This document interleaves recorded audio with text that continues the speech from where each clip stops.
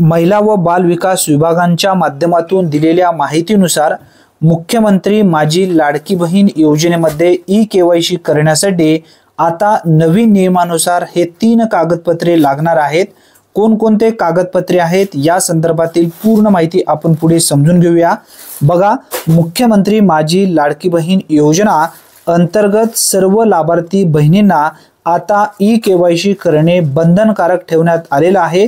ही माहिती महिला व बाल विकास विभागांच्या माध्यमातून देण्यात आलेली आहे।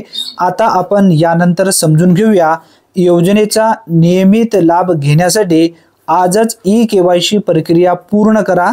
सर्व लाभार्थी बहिणींनी पुढील 2 महिन्याच्या आत ही ई-केवायसी प्रक्रिया पूर्ण करावी लागेल। ही प्रक्रिया सुलभ व पारदर्शक मोबाईलद्वारे पूर्ण करण्यायोग्य असून यासाठी कोणत्याही प्रकारच्या आर्थिक व्यवहाराची आवश्यकता नाही।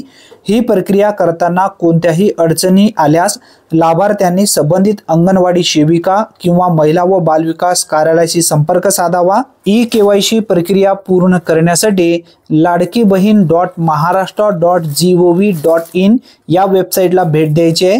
याची लिंक मी व्हिडिओच्या डिस्क्रिप्शन बॉक्समध्ये सुद्धा देईन। आता लाडकी बहीणसाठी जी काही ई-केवायसी प्रक्रिया सुरू करण्यात आली आहे यासाठी कोणकोणते कागदपत्रे लागतात या संदर्भातील माहिती समजून घ्या। लाभार्थी आधार कार्ड, पती वडिलांचे आधार कार्ड, आधार संलग्न मोबाईल क्रमांक। जर तुमचं लग्न झालं असेल तर पतीचा आधार कार्ड लागेल, जर लग्न झालं नसेल तर वडिलांचा आधार कार्ड क्रमांक तुमच्या सोबत असणे आवश्यक आहे। याचबरोबर आधार कार्डला मोबाईल नंबर लिंक असणे गरजेचे आहे, कारण दोन्ही मोबाईल वरती OTP जाणार आहे। ते OTP टाकल्यानंतरच तुमची ई-केवायसी प्रक्रिया पूर्ण असणार आहे। ही एक महत्त्वपूर्ण माहिती आहे। जास्तीत जास्त महिला लाभार्थ्यांपर्यंत हा व्हिडिओ नक्की शेअर करा।